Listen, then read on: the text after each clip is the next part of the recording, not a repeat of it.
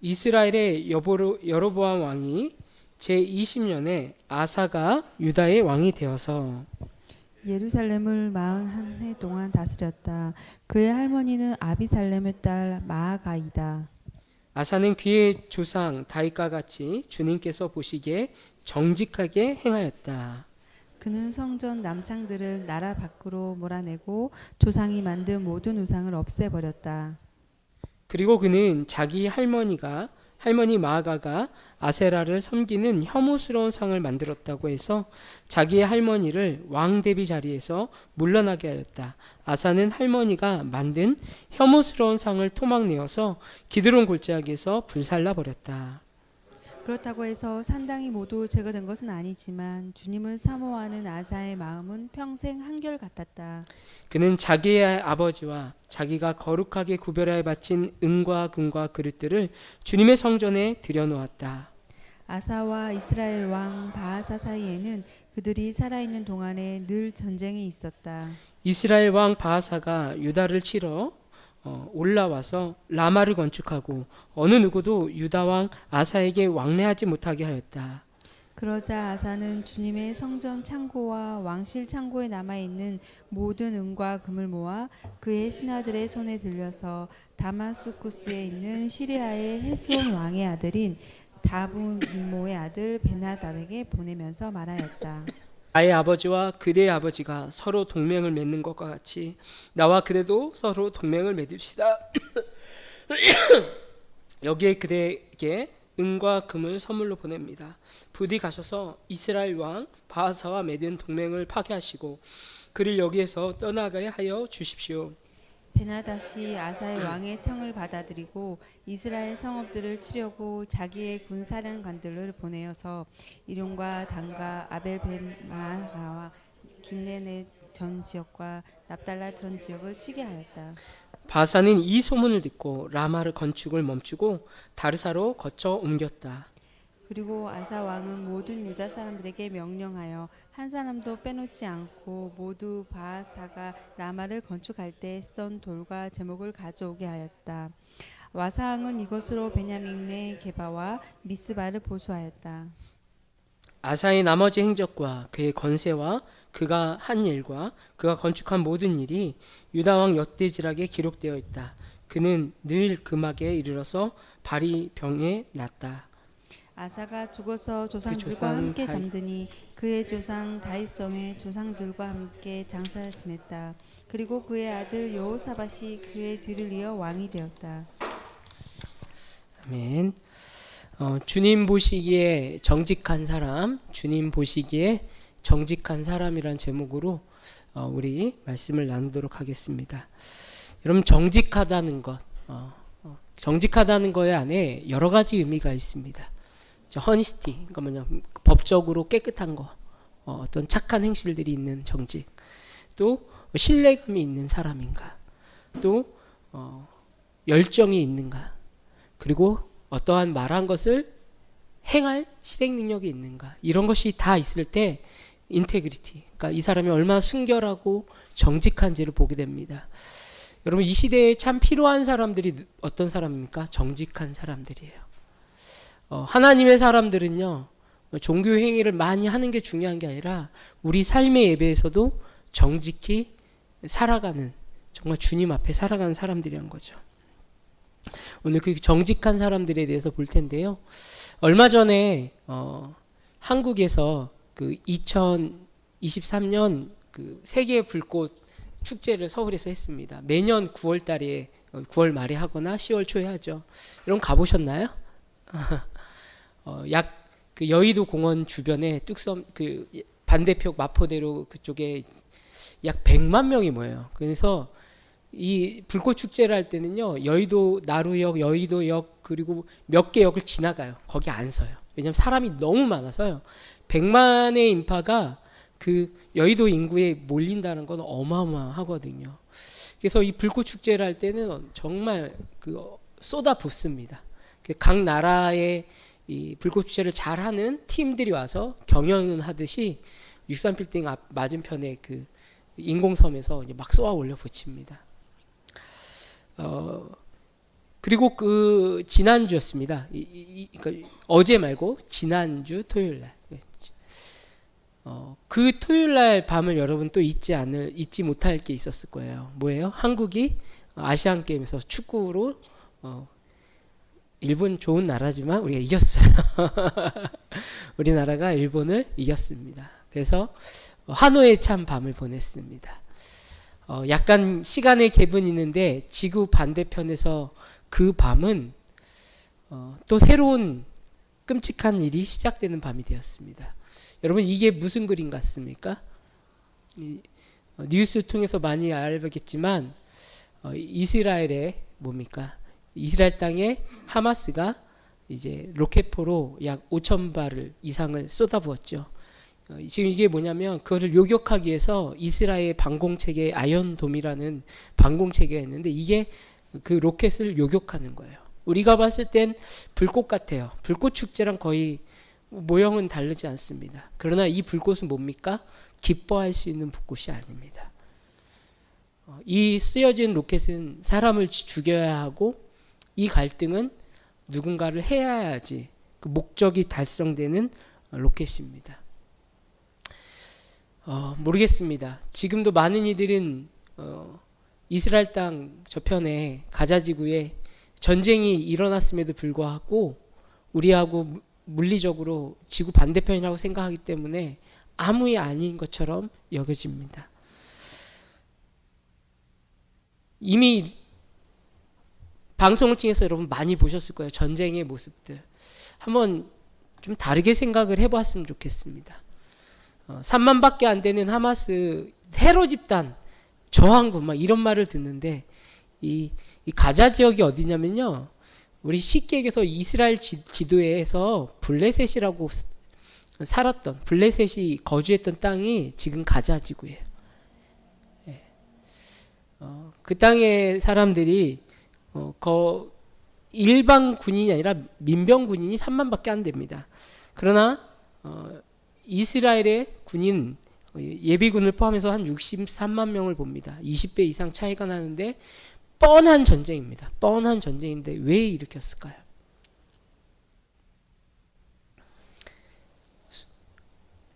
오늘 저녁 이후에 어떻게 될지 몰라요. 이미 이스라엘이 선전포고를 했고 가자 지구의 북쪽에 있는 사람들은 다 남쪽으로 내려가라. 이 가자 지역도 북쪽 남쪽 이 반을 경계선으로 있거든요. 남쪽으로 가라. 지금 선포한 상태고 24시간 안에 후퇴하지 않으면 아니면 피난 가지 않으면 무조건 북쪽은 다 쑥대밭으로 만들어 버리겠다. 지금 이렇게 되어 거죠. 쉽게 해석하긴 할 수는 없습니다. 여러분 전쟁이 이 땅에 많이 일어나고 있다는 거 사실입니다. 네. 지금 세계 지도를 펼쳐보면 아마 4개 지역이 전쟁 가능 지역이고 분쟁 지역이라고 이야기를 합니다. 첫 번째 지역은 이미 전쟁이 일어났습니다. 1년 반 전에. 어디예요? 우크라이나와 러시아. 이 지역은 항상 긴장이 있었어요. 그리고 두 번째 지역이 이번에 일어났던 팔레스타인 하마스와 이스라엘이 전쟁이 일어났습니다. 세 번째 중국과 대만입니다.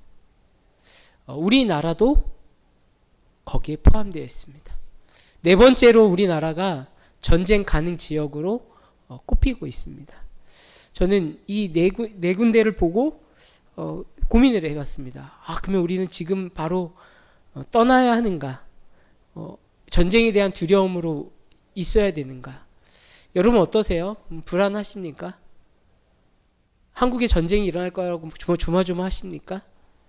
제가 그 이유에 대해서 묵상을 했어요. 하나님 왜 우리나라 사람들이 불안하지 않습니까? 이거 깨어있지 않아서 그런 겁니까? 아니에요. 그 이유를 찾게 되는 게 뭐냐면 이 세 나라의 특징이 뭐냐면 그 백성이 백성을 미워해요. 우크라이나 사람들은 러시아 사람들 치를 떨고요. 그리고 대만 사람들 중국 사람들의 그 이기적인 모습 치를 떨고요. 그리고 팔레스타인과 이스라엘도 서로를 치를 떱니다. 그런데 한국은 좀 특이해요. 여러분 북한 사람 싫어하시나요? 싫어하지 않아요. 긍휼히 여겨요. 얼마나 힘들까. 저 독재 정권 아래에 있는 배를 골마가고 아파하고 있는 저 사람들 얼마나 힘들까. 북한 사람도 남한 사람들이 밉진 않아요. 근데 정말 우리가 주의해야 할 게 있어요. 프레임을 싫어해요. 북한 사람은 민주주의라는 틀을 싫어하고요. 한국 사람들은 공산주의에 대해서 그 틀을 아주 싫어합니다. 그래서 정치인들이 그거를 갖고 여론몰이를 합니다. 정치 권력 방향, 어떤 방식이 싫은 거지 우리가 북한 사람들이 싫은 게 아니에요. 그렇죠? 저는 이것을 오늘 말씀의 키워드라고 생각합니다. 여러분, 미워하지 않으면 갈등이 일어나지 않아요. 근데 우리가 미워할 때부터 뭐가 일어나는 거예요? 갈등이 일어나는 거예요. 이스라엘은요, 원래 한 몸 된 한 나라였는데 갈등이라는 게 생겼습니다. 미움이 생겼습니다. 이 한 나라가 두 개의 나라가 되더니 끊이지 않는 갈등으로 이어지는데요. 오늘은 그 남유다의 이야기를 좀 해보려고 합니다. 지난주는 북이스라엘의 여로보암이라는 왕의 이야기를 좀 나눴습니다. 여러분, 여로보암도요, 통치 기간이 생각보다 길었어요. 약 40년 정도 되고요. 오늘 이야기하려고 하는 이 남유다의 아사라는 왕을 좀 이야기해 보려고 합니다. 아사는 다윗, 솔로몬, 그리고 솔로몬의 아들 르호보암 때 이제 나라가 갈라지죠. 그러고 나서 르호보암의 아들 아비암이라는 거예요. 아사의 아비가 누구예요? 아비암. 예.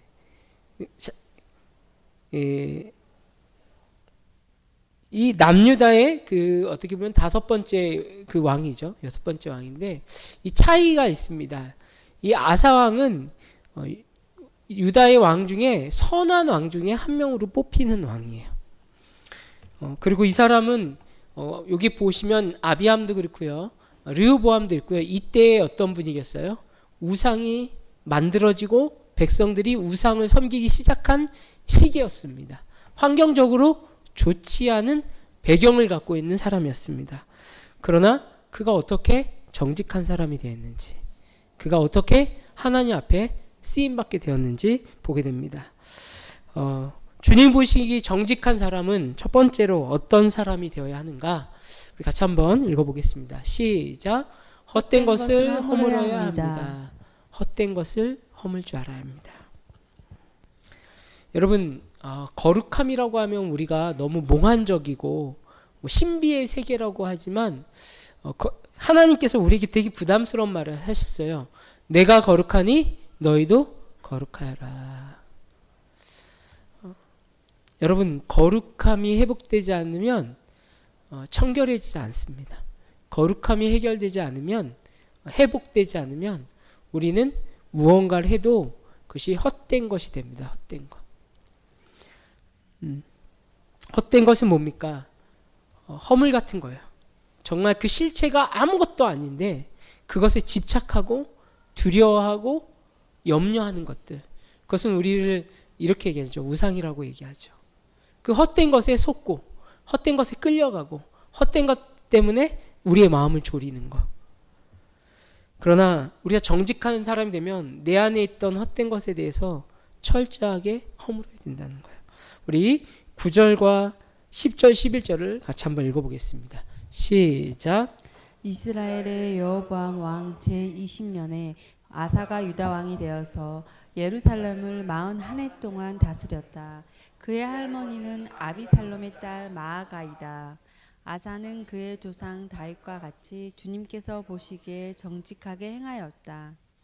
북쪽의 왕은 여로보암이었습니다. 그래서 지금 열왕기가 여러분 읽을 때 어려운 이유가 있어요. 뭐예요? 왕들이 막 섞여요. 남쪽 나왔다, 북쪽 나왔다. 왜냐하면 열왕기는 독자들에게 이 시대 순서대로 어떤 왕들이 존재했고 어떤 일들이 벌어졌는지를 그냥 이스라엘을 분열된 나라로 생각하지 않고 하나의 나라로 생각을 하고 저자가 독자들에게 그렇게 기록된 거예요. 이 땅 안에 어떤 일이 있었는지. 그래서 북쪽과 남쪽이 막 교묘하게 섞여 있습니다. 여러분, 이 신약 성경도 그런 비중이 있어요. 그게 뭐냐면 공간복음이에요. 공간복음이라는 게 뭐예요? 같은 시대를 담았다라는 거예요. 지금 이 11개의 말씀은 공간 어떻게 보면 역사서라는 거예요. 그래서 우리가 읽을 때 좀 쉽진 않습니다. 그래서 지금 북이스라엘의 왕은 누구였고 남유다의 왕은 누군지를 항상 노출합니다. 이때 왕은 여로보암이었습니다. 우리가 들었던 북쪽의 왕이었고 40년의 통치 기간은 거의 북이스라엘의 역사에 되게 긴 시간이에요. 되게 길게 통치를 한 거죠. 그때 바로 아사라는 유다의 왕이 됐습니다.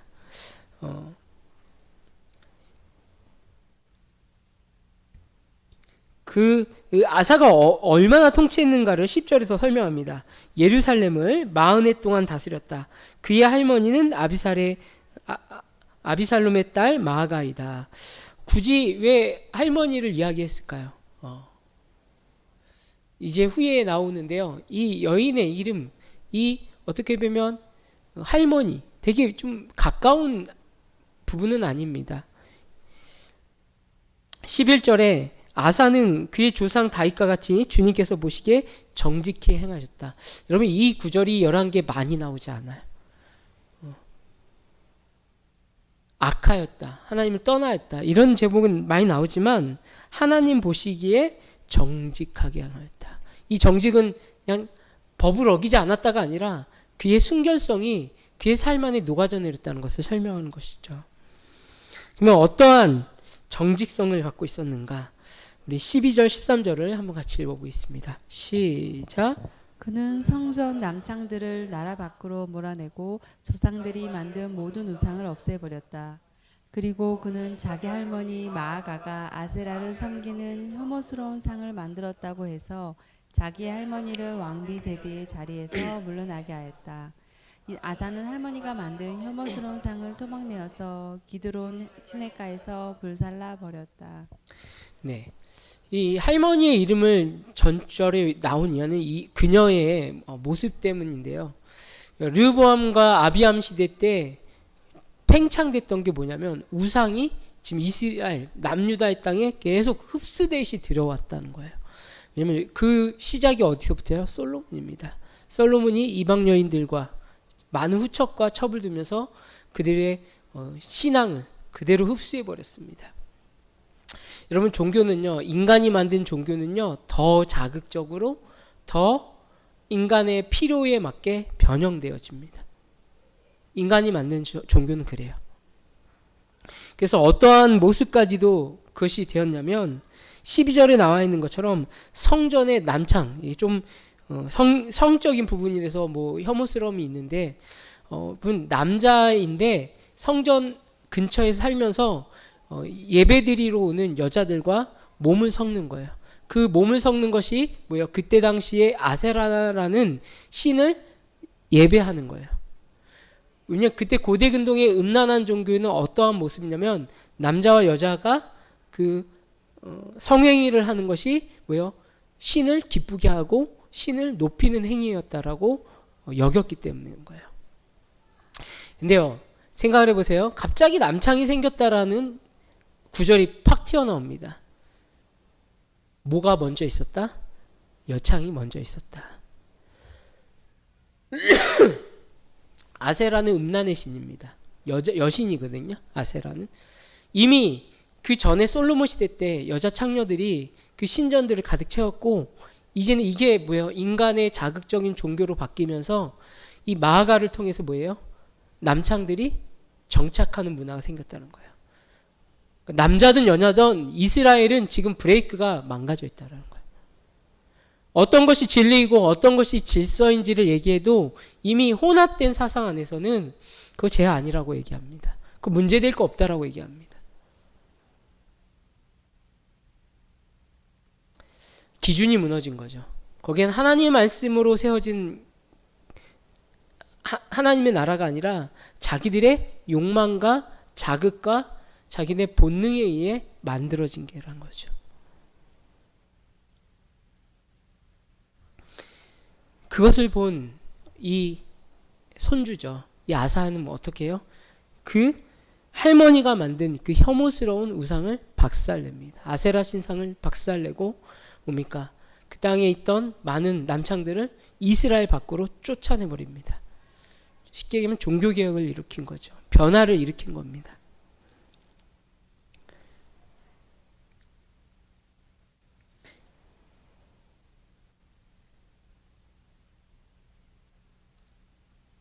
그리고 할머니를 폐위시켜버립니다. 할머니에게는 그럴 결정권을 갖고 있는 그 궁에서의 힘이 있었는데 할머니라도 필요 없다. 이것은 하나님 보시기에 옳은 것이 아니다. 그래서 할머니를 폐위시켜버립니다. 여러분, 이 아사가 치렀던 이 일들은 뭡니까? 가족이라도 고칠 것은 고쳐야 된다라는 거예요. 아닌 것은 아니라고 할 수 있는 마음. 왜냐하면 우리는요, 사람들에게 보이기 위해서 사는 인생이 아니에요. 우리는 하나님이 보셨을 때 인테그리티, 이 신실성이 있는가? 하나님 앞에서 내 모습 그대로 내가 그분 앞에 신뢰할 수 있는가? 근데 이 아사의 한계점을 14절에 드러납니다. 같이 한번 읽어볼까요? 시작. 그렇게 해서 산당이 모두 제거된 것은 아니지만 주님을 사모하는 아사의 마음은 평생 한결같았다. 왜 산당을 제거하지 못했을까요? 산당은요, 누가 만들어서 만든 게 아니라 이스라엘 백성 사람들이, 남유다의 사람들이 자기가 필요하면 산에 만들었던 거예요. 산당이 몇 개가 되는지 어떻게 되는지 파악되지도 않는 거예요. 이 구절은 아무리 종교개혁을 일으키고 왕이 변화를 일으킨다고 했지만 사람들 안에 숨겨있는 산당은 보이지도 않고 제거하기 힘든다는 거예요. 여러분, 저는 이 시대에도 산당이 수두룩 많다고 생각해요. 여기에도 있을 수도 있어요.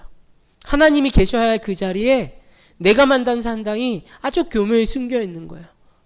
나라에서 하지 말라고 해도 뭐예요? 하게 되는 거예요. 왜? 안 걸렸잖아요. 모르잖아요, 남이. 여러분, 남들에게 보여주는 신앙은요, 연극입니다. 여러분, 위선이라는 단어가, 외식하다, 위선이라는 단어가 사실 어원은 연극하다는 뜻이에요. 연극하다. 자기 모습이 아닌데 그런 척 하는 거야. 그런 척 하는 거야. 하나님의 마음을 좀 생각해 보셨으면 좋겠습니다. 만약에 우리가 하나님 앞에서 위선을 떨고 있고 남들에게 보여주는 신앙을 하면서 산당을 숨겨놓고 있다면 이것이 하나님께서 기뻐하실 것인가? 여러분, 하나님은 인티그리티, 그 진실, 신실성을 보시는 분이에요. 우리의 그 깊은, 너 혼자 있을 때, 아무도 보지 않았을 때 너가 나를 찾고 나와 함께 아파하고 나의 나라를 위해서 애쓴 그 모습. 가정교회를 하면은 사실은 저는 그거를 제가 여러분한테 막 강단에서 막 누구 뭐 하셨고 칭찬 많이 안 하죠. 일부러 안 해요. 왜냐하면 보이지 않는 데서 더 헌신하고 눈물 흘리는 분이 더 많기 때문에. 그게 교회가 살아갈 길이에요. 보이는 것만 하는 거는 망하는 길이에요.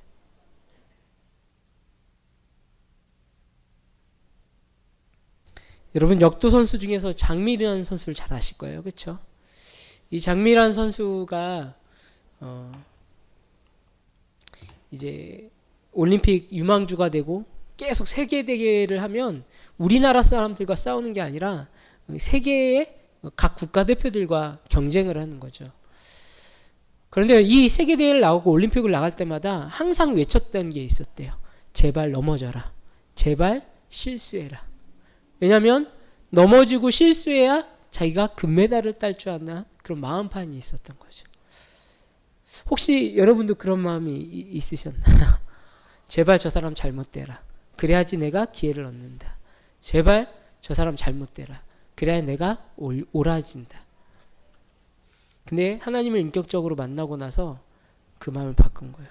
그래, 네가 그렇게 피땀 흘리고 노력한 거 열심히 해라. 나도 하나님 앞에서 열심히 했던 거 하겠다. 서로 다치지 말자. 이렇게 마인드셋이 바뀌는 거예요. 이 마음에 뭐가요? 정직함이 회복이 된 거예요. 그 우상이, 그 금메달이라는 우상이 목적지가 아니라 과정이라고 생각하니까 뭐예요? 자유함을 얻는 거예요. 이 시대의 많은 젊은이들, 많은 이들이 이 산당과 같이 우상을 섬겨놓고 두려워합니다. 쫓아가느라고 애씁니다. 바둥바둥 됩니다. 그러나 그건 더 멀어지고 더 강박되어지고 제가 최근에 어떤 분하고 교제를 했는데요. 이제 그분이 이야기를 지금 우리 20, 30대 청년들이 너무 많이 아프다는 거예요. 아마 10명 중에 반 정도는 너무 불면에 시달리지 않는가. 잠도 잘 못 이루고 또 약을 먹어야지 견딜 수 있는 사람들이 너무 많아졌다는 거예요. 여러분 왜 우리가 그렇게 됐습니까? 이유는 되게 쉬워요. 강박해서 그래요. 아닌데 생각하고 생각하는 거. 순종하면요 주신 것에 감사하게 돼요. 이 강박의 역사는요 감사할 때 사라져요. 인정할 때 사라져요. 하나님 나의 인도자십니다. 하나님 여러분 괵잘해서 여러분 인생 꼬이고 꼬이게 하셔서 여러분은 아주 그냥 낭떠러지게 하고 중독되게 하고 힘들게 하시는 분이니까요. 절대 성경에 그렇게 나온 구절이 하나도 없어요. 여호와는 나의 목자시니 내게 부족함이 없습니다. 그가 나를 푸른 초장으로 인도하시며 쉴만한 물가로 인도하시는 분입니다. 이게 다윗이 전쟁터에서 진시입니다. 지금 다윗의 온몸엔 피냄새가 있고 사람들의 시체가 막 길거리에 던져 있는 그 전장에서의 냄새예요. 그 노래였다는 거예요. 믿음은요 하나님이 승리한다라는 신뢰가 있어야 되는 거예요. 여러분 강박에서 벗어나기 소망합니다.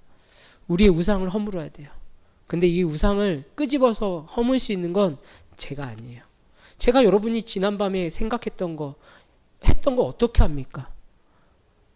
거짓말 딱 쳐서 제가 여러분 투시의 은사가 있는데 여러분 눈 3초만 보면 어저께 한 일을 제가 봅니다. 이렇게 뻥쳐가지고 여러분한테 뭐 회개하게 해야 될까요? 못합니다. 안 보입니다. 다 거짓말입니다. 근데 표정 보면 대충 알 것 같아요. 힘들었구나 한 주 동안. 또 누구랑 싸웠구나.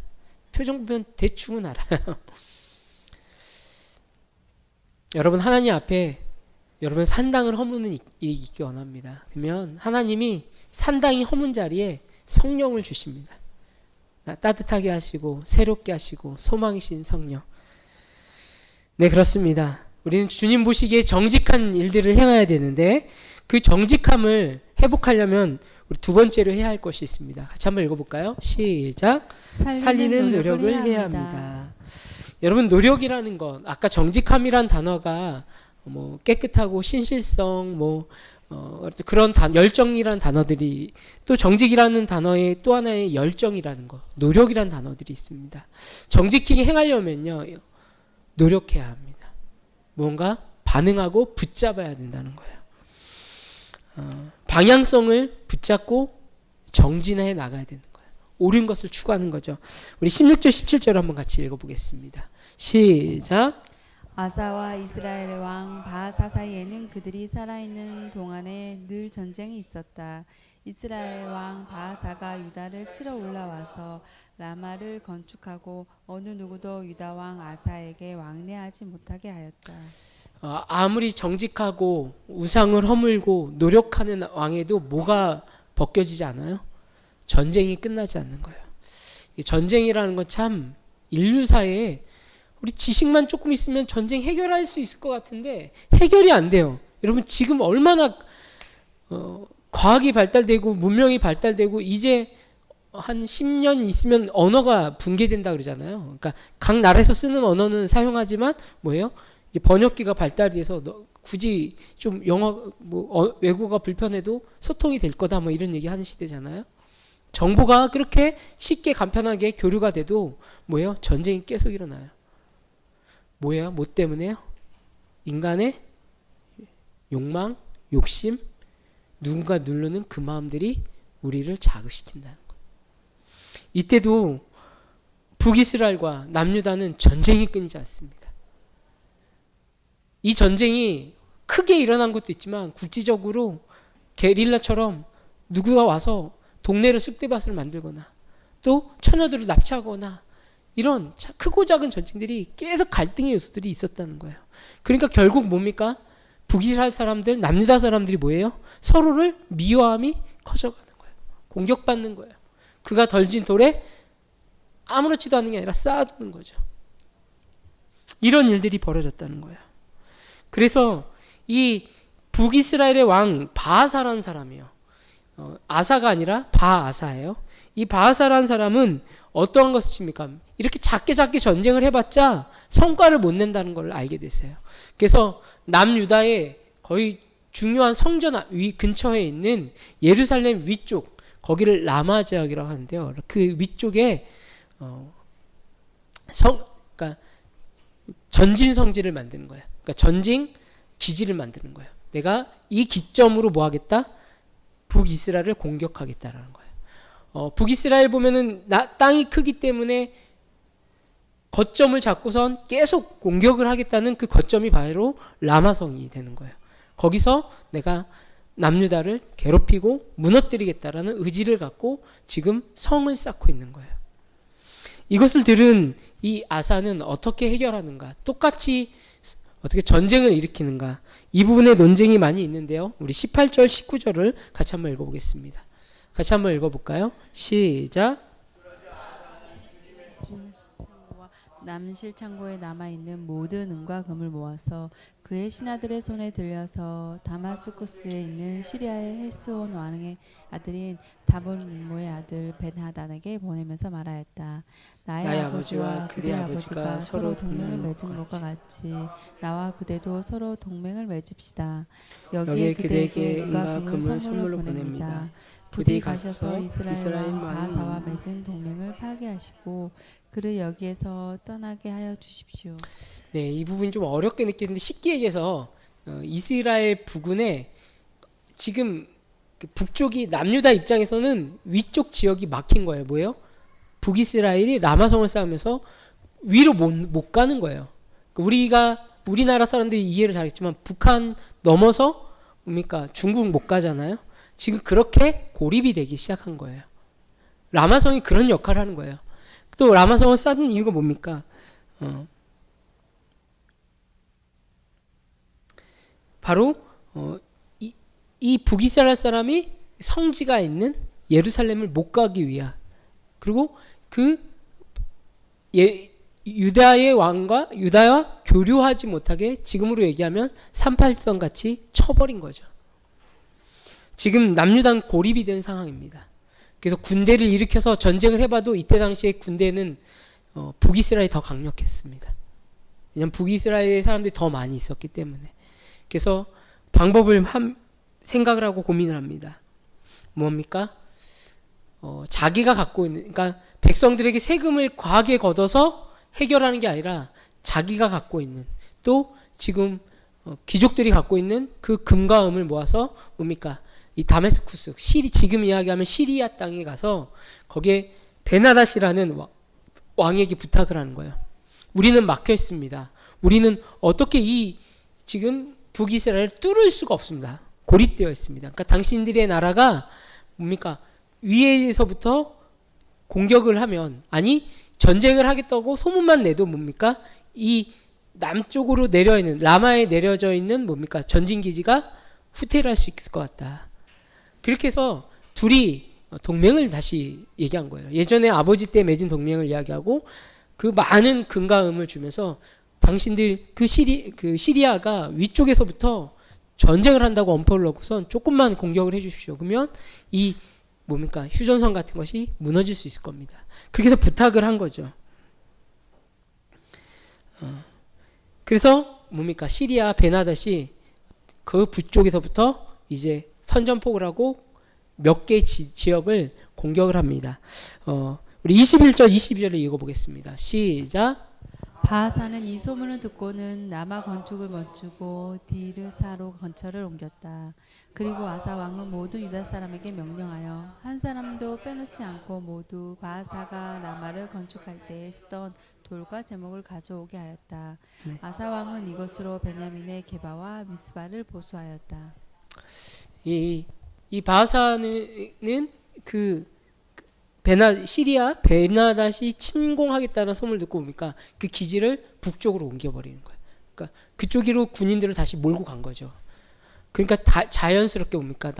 이 남쪽에 있던 라마에 있던 것들이 뭡니까? 비게 되는 거죠. 그때 아사 왕이 그 돌들 어떤 재료들을 다 해서 자신들의 그 방어 기지를 든든히 쌓게 됐다는 뜻이죠. 지금 어떻게 보면 큰 전쟁으로 번질 수밖에 없는 상황을 뭐 한 거예요? 백성들이 세금을 걷어서 고역을 낸 게 아니라 이 아사 왕은 자기 것을, 어떻게 보면 쉽게 얘기해서 자기 유산을 다 나눈 거예요.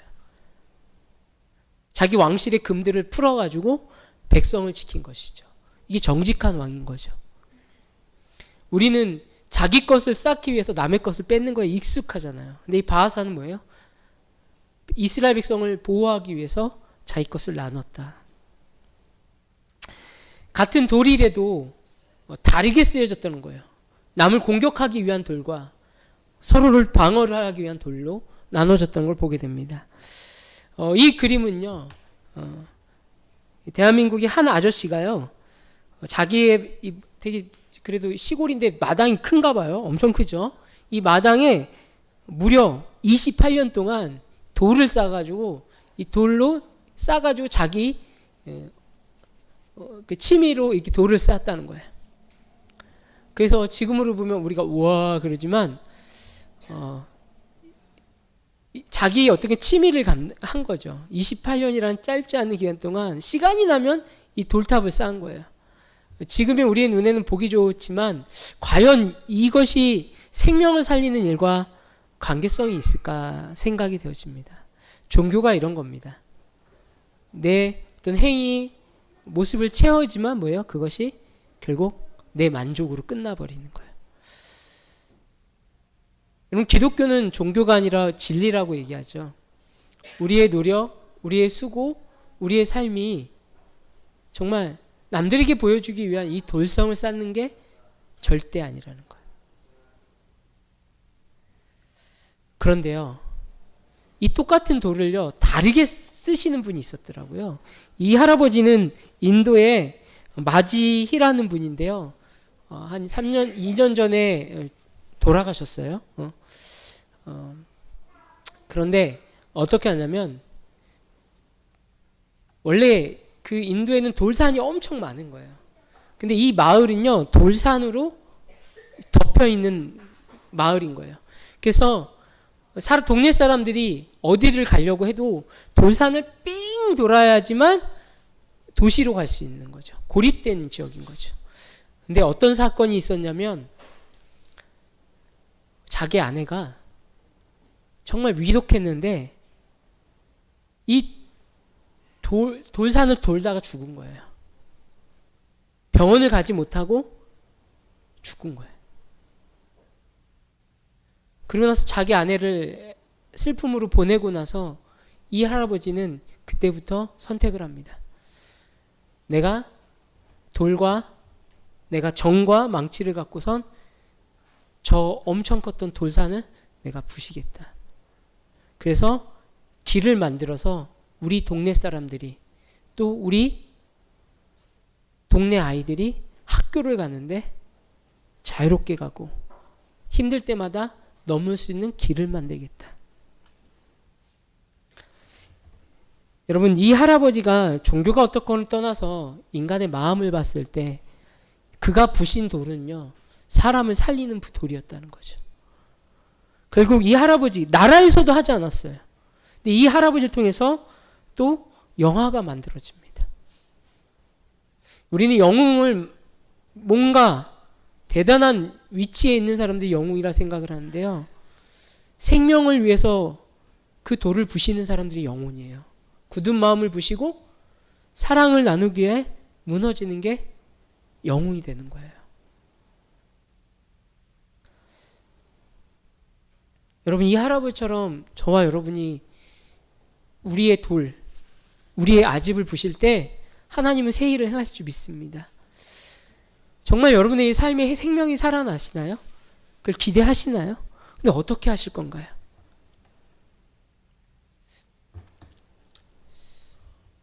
교회를요, 분석하고 연구를 하고 계속적으로 보니까요, 앞으로 한국 교회는 그 축소 시대를 맞이할 거예요. 근데 그 이유가 뭐냐면요, 믿는 사람들끼리 모이기 시작하면 교회는 축소됐더라고요. 한번 생각을 해보세요. 제가 다른 자매한테도 얘기했지만 대형 교회가 하나가 세워졌어요.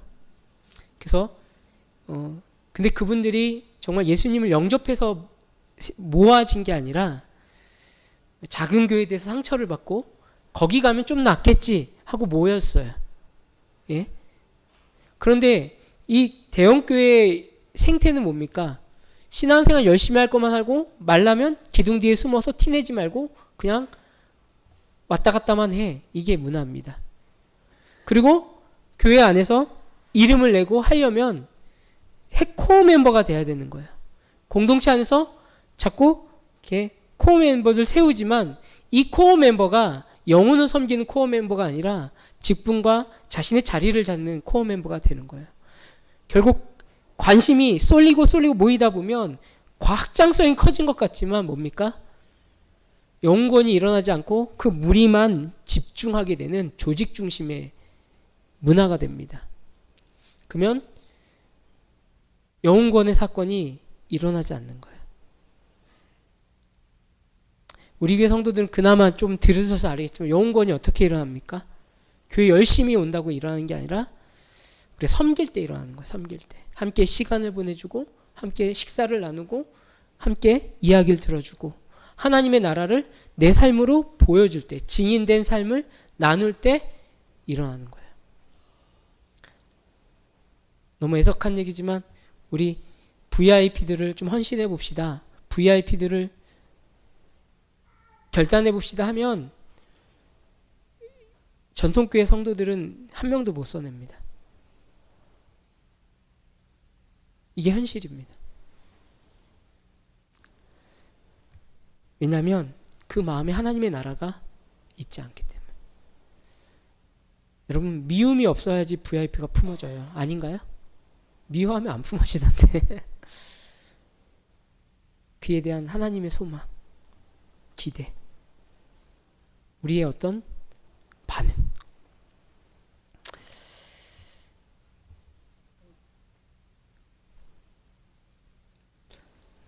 얼마 전에 한 목사님의 그 인터뷰 내용을 이렇게 좀 봤습니다. 지금이야 사역을 잘하시지만 사역이 안 될 때, 교회가 안 될 때 자신의 모습을 회고하는 그런 인터뷰였어요. 근데 그 목사님이 이야기하는데 저도 정말 100% 공감이 되더라고요. 개척교회를 하는데 너무 힘들잖아요. 바꿔라가면서 하잖아요. 근데 그때 하나님의 일을 한다고 하지만 이 속에서 분노가 그렇게 나더래요. 나는 이렇게 힘들고 어려운데 그런데 그 힘든과 그 어려움의 그 분노가 일반 교회 목사님들만 보면 화가 났더래. 나는 이렇게 힘들게 하는데 쟤네들은 뭐지? 근데 그게 쟤인지 몰랐다는 거예요. 본인은 그냥 힘든 거에 나는 열심히 하고 있어라고 착각을 하고 있었던 거예요. 그러나 하나님과 깊은 만남의 시간이 보니까 그것도 하나의 돌이었던 거예요. 우상이었던 거예요. 그래서 일정 시간을 갖고 금식을 하면서 그 미움이, 그 분노가 죄라는 걸 알게 됐다는 거예요. 그래서 그 미움이 사라지고, 그러니까 완전히 사라지지 않지만 내려놓고선 내가 그 미워할 힘으로 사랑하자. 그 미워할 힘으로 우리 성도들 더 기도해 주자. 우리 성도들 더 섬기자. 영혼들 더 섬기자. 이렇게 방향을 바꿨다는 거예요. 그때 그러니까 그 교회가 영혼구원에 중심된 교회가 됐다는 거죠. 여러분 잘 안 되는 거는요 누구 탓이 아니에요. 여러분의 삶의 진로의 삶에 잘 안 되고 잘 되어지지 않는 건 누구 탓이 아니에요. 우리 안에 가슴 한켠에 꽉 막혀있는 돌덩어리들인 거예요. 우상일 수도 있고요. 우리 아집일 수도 있고요. 이해되지 못하는 틀일 수도 있어요. 이걸 허물어야 합니다. 아멘. 이것을 우리부터 허물면 거기에 길이 나고 생명이 움직이고요. 사람들이 변화가 일어나는 거예요. 그게 정직함이에요. 근데 우리의 관심사는 어디가 있습니까? 좋은 직장, 엄청난 연봉, 그리고 내가 자랑해야 할 것. 저도 사실은 그 하나의 꽂힌, 제가 약한 게 학벌에 약했거든요. 학벌에. 그거에 꽂히니까 사람을 볼 때 보면, 책을 사면 프로필 먼저 보는 거예요. 이 사람 어느 학교 나왔지? 무언 공부했지? 누구 밑에서 공부했지? 그 프로필만 보는 거예요. 근데 이제는요, 하나님을 만나니까요, 인간이 됐는지 하나님 앞에 정직한지가 더 중요하더라고요. 아닌가요? 그렇죠? 우리 하나님 앞에 정직하게 살길 소망합니다. 그랬을 때 그 돌덩이가 사라지고 내 길을 인도하시는 주님, 그분과 함께 승리하는 저와 여러분 되길 소망합니다. 아멘. 하나님 아버지, 우리 사랑하는 형제자매들의 호흡을 주관하여 주시고, 그 호흡이 분노를 내는 것에 대한 호흡이 아니라 주님 더 사랑하겠습니다. 주님 감사합니다. 고백할 수 있는 호흡이 되게 하여 주시옵소서. 하나님, 세계 경계가 너무 혼란스럽고 죽여야 산다라고 하는 악한 시대 가운데 우리가 살고 있습니다. 주님, 온 열방 가운데 사망의 그늘을 하나님 그치게 하여 주시고 사랑하며 새 삶을 보게 하여 주시옵소서. 지금은 우리의 죄를 용서하신 예수 그리스도의 구속의 은혜와 하나님 아버지 지극하신 사랑하심과 성령님의 감화 감동하심이 우리 사랑하는 형제자매들에게 또 이들의 삶 가운데 이들의 모든 호흡 가운데 있기를 주님의 이름으로 축원하옵나이다. 아멘. 우리 하나님께 영광의 박수를 드리겠습니다. 주님을 찬양합니다. 주님을 바라봅니다.